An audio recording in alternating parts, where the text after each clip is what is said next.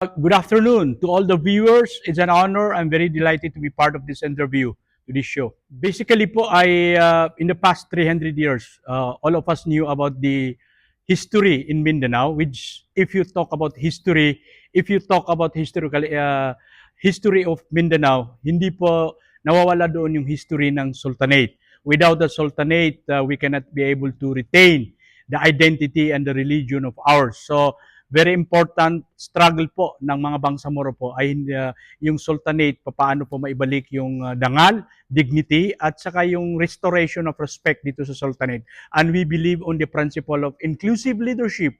And inclusive leadership referring to cater all these sector in a society which include the leadership Sultanate structure.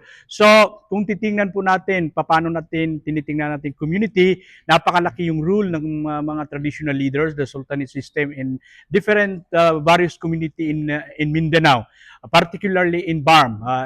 In fact, most of the conflict in our community is resolving by various active traditional leaders. Sila yung mga local mediator, sila yung tumutulong sa clan, sila yung nagka-council. Napakarami yung mga rule ng ating mga traditional leaders sa pagtataguyod sa usapan ng kapayapaan. And in fact, the BUL, kung titingnan natin po, ay may component dyan ng normalization. And the normalization itself, kung titingnan natin, may maraming component at kasama doon paano natin ma-address yung prevailing issue ng RIDO. At this RIDO, napakalaki yung tulong yung mga traditional leaders paano to ma-reduce, paano to ma-mitigate para sa ganoon ay magkaroon tayo ng productive, progressive at developed community. And this is one of the platform ng traditional leaders of the Sultanate leadership as a whole that we wanted to educate our young people to at least know about the identity, the culture, paano ito mapapreserve. Ang mga kabataan natin ngayon, napakaliit yung porsyento sa kanila ang alam yung identity, ang alam ang kultura. Ang kultura, paningin namin, ay isang tool paano natin makamit yung tunay na kapayapaan. So, hinihiling natin sa ating mga kasamaan dito sa BARM na magtulungan upang matulungan yung tinatawag natin na Sultanate leadership para sa ganoon ay makatulong kami maengganyo yung mga kabataan. In the past 8 years, may mga kunting mga grievances yung mga Sultanate leaders because oftentimes the government treated the Sultanate as a participant in as far as pushing for peace and development. And what we are demanding actually is not only as a participant for any peace intervention, peace promoting social cohesion, but of course, what we are demanding is genuine partnership. So may mga municipality sa BARM, lalo na sa Lanao Sur at ibang mga munisipyo dito sa Iranon, na kapag yung mga Sultanate ay very active, sila po ay nagiging kasama sa Peace and Order Committee at iba't ibang mga department ng local government units in as far as proper collaboration in addressing various issues sa community. Pero itong parliamentary election, ang gusto natin ay magkaroon ng self-reliant at magkaroon ng independent, yung traditional leaders na hindi lang independent kung hindi magkaroon sila ng right direction na maging partners ng government natin para doon sa pagpupush doon sa normalization, pagpupush doon sa tunay na genuine na partnership in as far as cultural preservation is concerned, in as far as the local mediation is concerned, in as far as the peace building is concerned. At pinaka-importante dito ay yung unity among the Bangsamoro, unity among different tribes na naniniran dito sa Bangsamoro community. So, maraming area na napaka-dynamics yung relationship ng Sultanate leaders. Kaya this first parliamentary election, yun yung mga platform natin na paano magkaroon ng genuine partnership yung government at saka yung Sultanate leaders patungo doon sa matiwasay at clear direction on peace community or promotion of peace community. Opo, maraming mga reflection po. We have to admit that the Moro community has distinct culture, values, norms, protocol, and they have also different system of life compared to the mainstream society. And considering that we have our own tradition, napaka-importante yung rule ng clan, because in Iranon example, nandito kami ngayon sa Iranon State, Iranon Sultanate, sa Lanao Sultanate, sa Maguindanao, Kabuntalan, and Radyo Buyaan, including the Tawi-Tawi and Hulo, karamihan po sa Moro community ay homogeneous society. Ibig sabihin, napakalaki,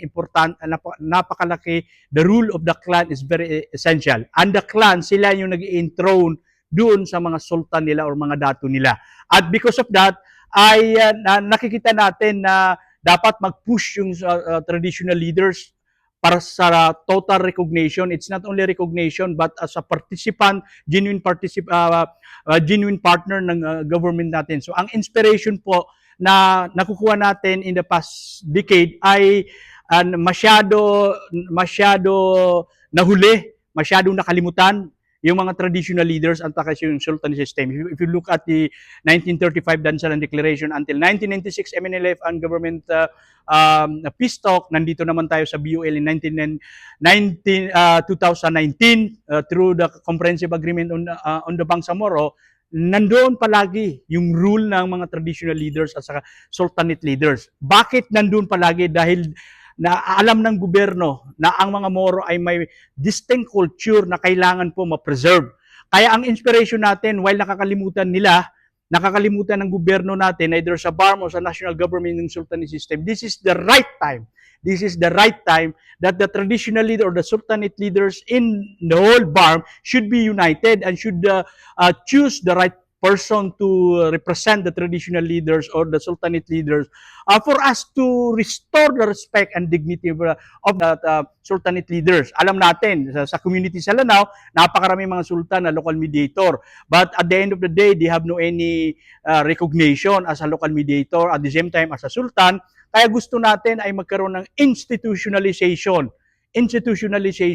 yung tunay na recognition sa sultanate leadership, para sa ganon ay walang mahuli. Kaya sinasabi ng lahat na namumuno sa BARM, dapat walang mahuli. Dapat ay inclusive leadership. Paano maging inclusive leadership kung yung namumuno ay nakakalimutan yung isang sector? Isang sector tulad ng PWD, tulad ng women sector, tulad ng mga kabataan, and indigenous people, settlers community. Magiging inclusive yan kung kasama rin po yung sultanate leaders. Kaya we are humbly appealing sa mga kapatid natin sa BARM na tangkilikin yung advocacy ng mga sultanate leaders, because without sultanate, there is no history of the Moro people in the Bangsamoro or in Mindanao in general. So, ang lahat na buong sultanate naman ay ang hangarin natin ay ang hangarin natin po ay number one, unity, magkakaisa, unity by diversity. Despite of all the differences, ideology, whatsoever, dapat po ay magkaisa. Magkaisa because napakarami ng namatay, naging martyrdom sa mga Bangsamoro or sa mainstream sectors in our society. Marami nang namatay, marami ng resources, marami ng mga bahay, marami nang nagkawata-watak ng pamilya. Dahil lang sa strong kasabihan ng mga kapatid natin, the conflict in this world is not only because of the deeds of bad people, but because of the silence of good people. So ngayon po, nandito na yung opportunity na walang maiwan sa ating komunidad. Walang maiwan through the active participation of the sultanate leaders.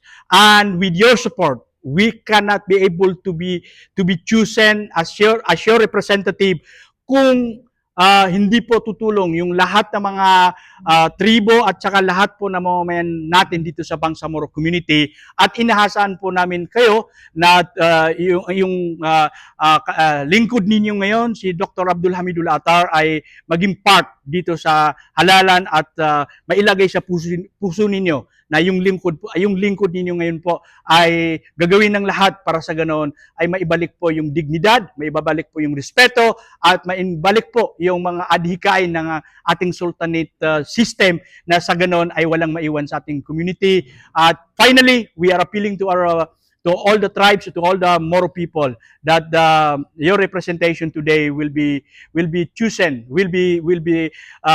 chosen by the Bangsamoro people for us to advocate all the good policy in as far as the restoration and the recognition of the Sultanate leaders in general. Maraming salamat po.